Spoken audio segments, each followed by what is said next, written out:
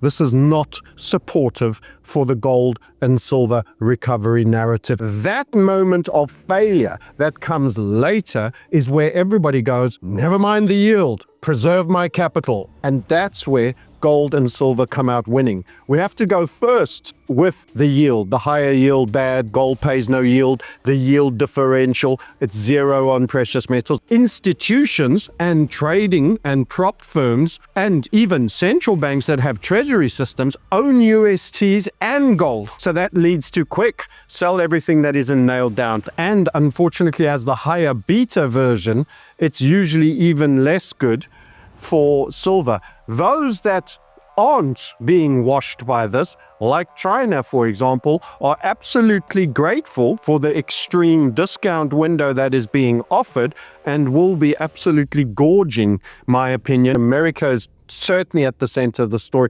How big is the contagion? How far do stocks have to fall? It does seem like it will push precious metals lower potentially. We are seeing a flush out in gold and silver today, especially silver, with it breaking again below $60 as we speak around 11 a.m. Eastern here. It's 57-ish, mid 57s right now. What is your take on gold and silver as we reignite the Iran war here? You're absolutely right, and I could have delved forward to join those dots, but I'd already made my opening statement and I didn't want it to be unnecessarily long. This is not supportive for the gold and silver recovery narrative in the initial instance. In the longer time frame, so initially bad, long-term very good. So why does he keep saying that? Why is it good if it starts out bad? There's a sort of dichotomy in all of that. It's almost like you're wanting it both ways. No, because eventually, in capital preservation terms, once everybody sees the loss of credibility, the spike in rates, and the devaluation. Remember, you don't want a yield. Now, it might be worth channeling a little bit of Michael Saylor's STRC. Everybody's so excited about earning 11.75%. Well, it failed to hold its 100 peg and has fallen as low as 71. It's no good to make 11.75% and then lose 30% in capital value. That moment of failure that comes later is where everybody goes, never mind the yield, preserve my capital. And that's where gold and silver come out winning. Markets are celebrating higher yields while quietly ignoring the destruction happening underneath asset prices. Francis Hunt notes that temporary weakness in gold often reflects a scramble for liquidity, not the end of a bull market. The real contradiction is that investors chase income just as the capital values begin eroding. Wealth isn't preserved by the highest yield if the principal disappears. Next, Francis Hunt reveals why today's yield story ultimately strengthens the long-term case for precious metals. We have to go first with the yield, the higher yield bad, gold pays no yield, the yield differential, it's zero on precious metals. It might even have a holding cost if you're using bolting services, whilst bond value pays more. But don't forget, for every rate you're going up, the debt in valuation terms is going down. And when that gets accelerative, which is what they're trying to avoid but will be virtually impossible to avoid, for which the private credit, the hyperscalers, the additional corporate bond issuance, everything else, the margin debt in trading, which is at higher than 2000 levels, all those elements suddenly come home to roost, and that's when preservation comes back and is king. So first, it's yield differential. Then when everyone realizes the severity taken to the extreme, it's capital preservation. That's when gold and silver shine, but they get cheaper first, and it's an opportunity to buy because they're easily turned into cash where people have distress. People have to remember, unlike us, we tend to see things in the world of my eyes. I don't do debt. I don't own bonds of any variety, and I'm short TLT and HYG through puts. But a lot of institutions and trading and prop firms and even central banks that have treasury systems own USTs and gold. own this and that. And when they're getting a hammering in one place, they sometimes have to buy. And they have trading desks, and they have exposure, and there's leverage, and of course derivatives. So that leads to quick sell everything that isn't nailed down. That does come to play. So that's why in the initial instance, it's not good for gold. The biggest risk isn't falling gold prices, it's the leverage hidden across the financial system. According to Francis Hunt, rising yields eventually expose losses buried inside debt-heavy portfolios, forcing institutions to liquidate even quality assets. That's why precious metals can decline alongside everything else before recovering. Retail investors often mistake forced selling for a broken thesis.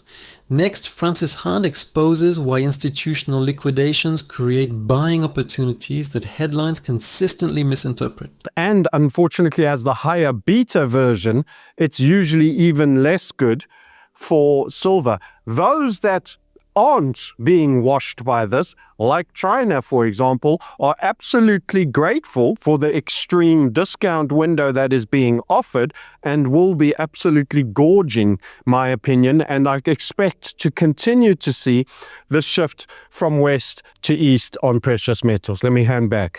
Now, the current flush out we're seeing has been quite dramatic, obviously, since late January there, when we've got silver down more than 50%. How much further do you think silver and gold could head if we continue to see rates rising and this and I guess this washout to continue? It's a good question. It's how bad is the crash? I personally feel, and I think there's others, and I was looking at Jim Chanos speak as well, and it was comforting to feel alignment with his statement. He was saying this is bigger than subprime. So the borrowing is higher. The hypervaluation in the stock market is at nearly, or by all measures, including, GDP measures, valuation, market caps, every form of measure at its most extreme ever. And you've also got a little bit of, it's not only America. I've brought to you Korea, for example, but Japan has semiconductors. Taiwan, of course, has the semiconductor market. So there's going to be exposure and downdraft, very broadly held, but America is certainly at the center of the story. How big is the contagion? How far do stocks have to fall before they look moderately undervalued? This isn't the first time silver has collapsed, while long-term buyers quietly accumulated behind the scenes. What Francis Hunt is highlighting is that Western panic selling increasingly becomes Eastern accumulation, especially when liquidity events drive prices below intrinsic value. The market focuses on falling charts, while sovereign buyers focus on discounted ounces. That's a timing gap retail repeatedly misses. Next, Francis Hunt reveals why global contagion could accelerate this transfer of wealth from west to east. That people start to consider them investable again. You've got SpaceX at more than 100 times revenue. I'm not sure if that's still the case today. The price is moving so much it's difficult to keep up with. But there's a lot of companies at 10x of revenue. When the classic statement by Sun Microsystems, Scott McNeely, I think it was in the year 2001, say people were valuing our company at 10 times sales. And now we've got 100 times sales, 30 times sales, all forms of levels. And he was pointing out, hey, I got a payroll, I got tax to pay, I got a whole bunch of stuff. To take a decade to pay you back, assuming I had absolutely nothing to pay out, was insane. What were you thinking? What does he say today? What does he say today about current valuation? So I fear the contagion could be extreme, that you get that. Remember, we had that $11 dip on CV19 on silver, but you could only really buy 14. Well, you might get casino prices doing an insane dip. Good luck trying to get that as a spot price for ordering to buy if you're one of those that have remained liquid and haven't been taken out in the debt-based fiat and debt-based contagion. But I think there could be bankruptcies coming. This is a reset. I think this is the big reset. I think it's bigger than subprime. So that's not very friendly statement for it's going to be over soon and you won't dip too far. The real danger isn't expensive stocks. It's believing valuations still obey normal rules. Francis Hunt's argument suggests today's excess rivals or even exceeds previous bubbles because leverage now stretches across technology, private credit, and sovereign debt simultaneously. If forced selling intensifies, paper wealth can disappear much faster than investors expect. Liquidity becomes more valuable than confidence. Next, Francis Hunt exposes why the next reset may dwarf the 2008 financial crisis. I think you've got to bear in mind that under extreme circumstances, remember oil traded zero. Oil, now I'm not for 1 second suggesting that the precious metals will, but the extremity, I'm pointing out, you almost need to expand the parentheses of your mental models for when things get extreme. Eventually, if you're just looking to survive, everything gets sold. So we could have ridiculous wicks. They should be 100% exploited.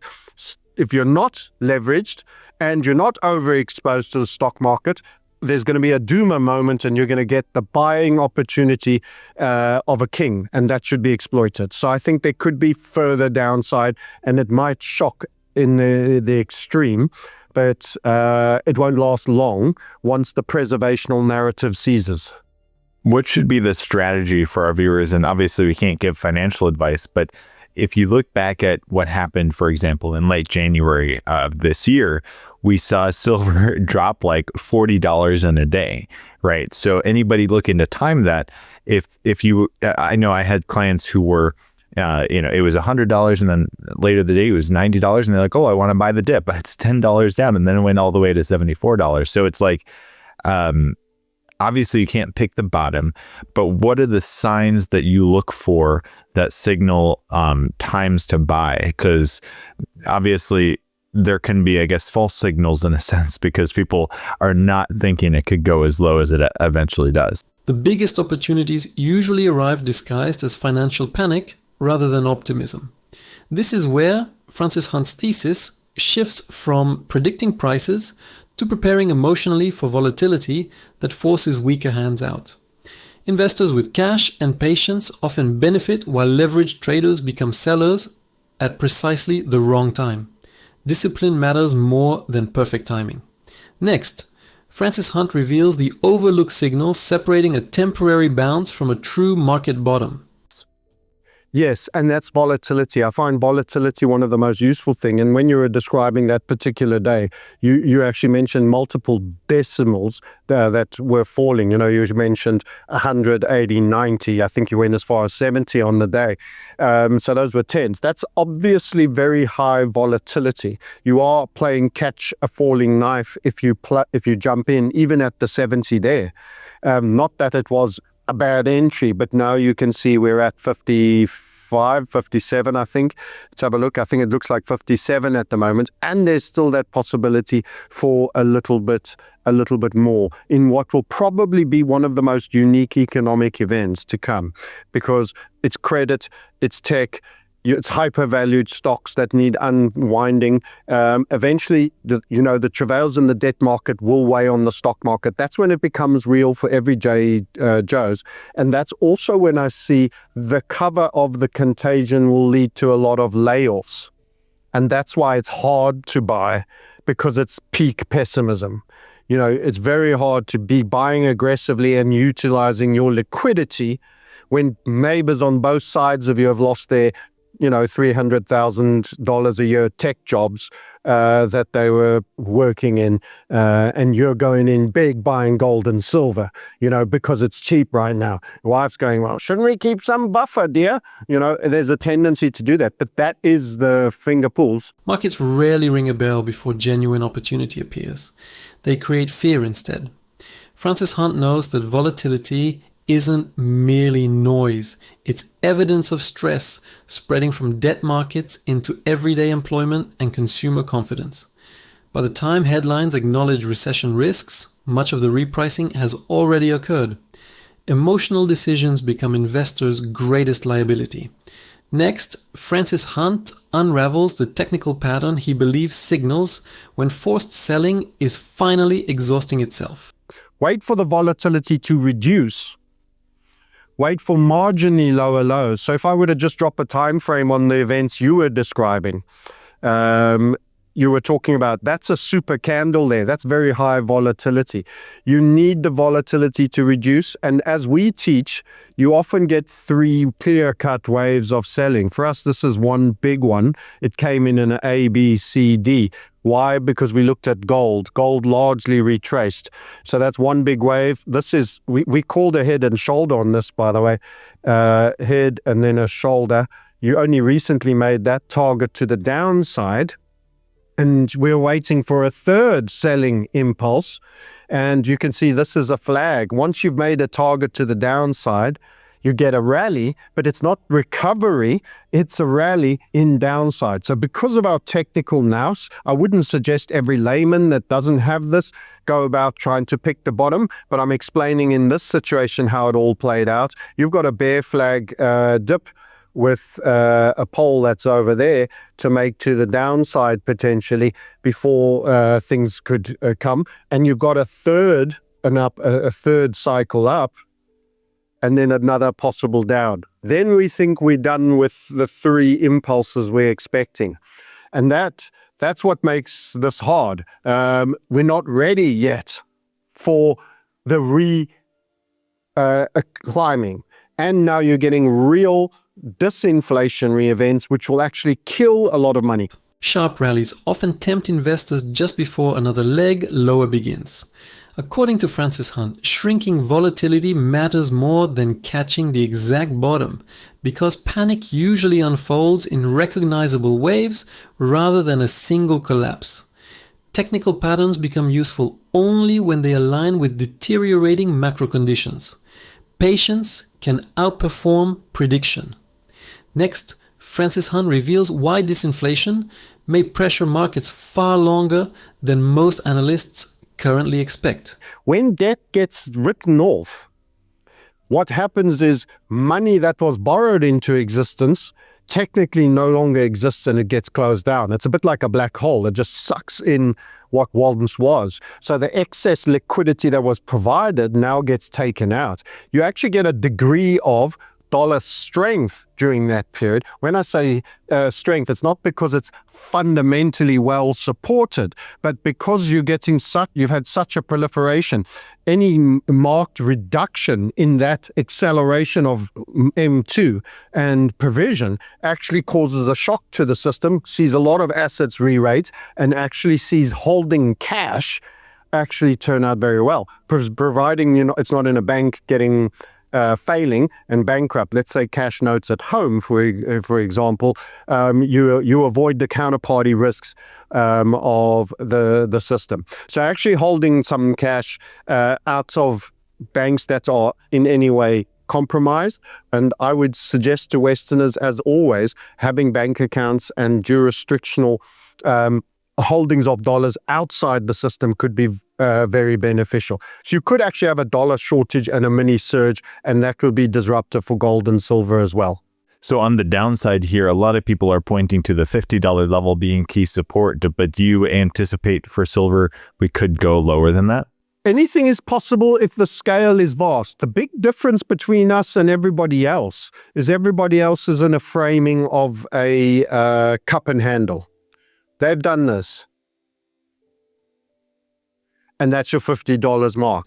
Dollar strength can emerge precisely when confidence in the financial system is weakening. What Francis Hunt is highlighting is that debt destruction temporarily removes liquidity, creating a cash shortage before policymakers eventually respond with renewed easing. That sequence often confuses investors expecting immediate inflation.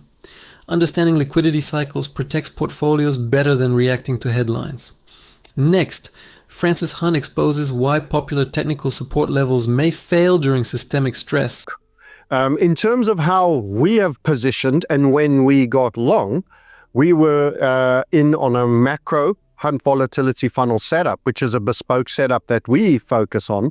And our setup, rather than it was a key level. I'm not going to say 50 wasn't a key level. Quite clearly it was from legacy moments. But in terms of our entry into it, we got in here as we were breaking the 25. So everyone will say, well, you can revisit the 50. You can actually run the 50. And it's still be in a breakout for us. because our setup was there. You should be getting long there, and we actually had a squeeze within a squeeze here. So I'm not saying that means it comes down to 25 or 26 either, but I would find very strong support, I would imagine, at these levels.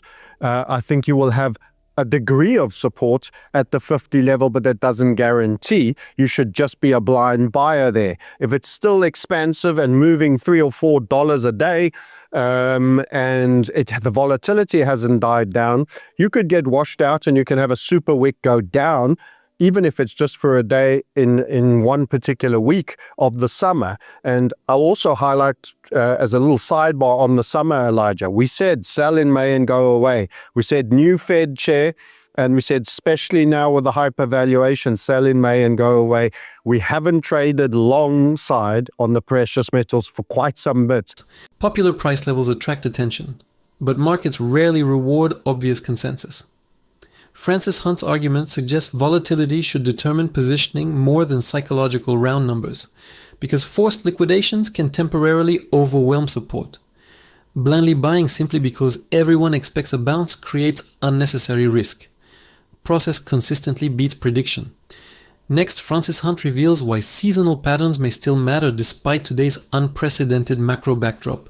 I don't want to short it. I'm shorting other things like MicroStrategy and Bitcoin, but precious metals, I expect to have a bit of a rough one between now and October still. And final point, actually, sorry, the other thing that I want to highlight, first of all, happy birthday 250 is quite some year for all my American friends that are watching this program.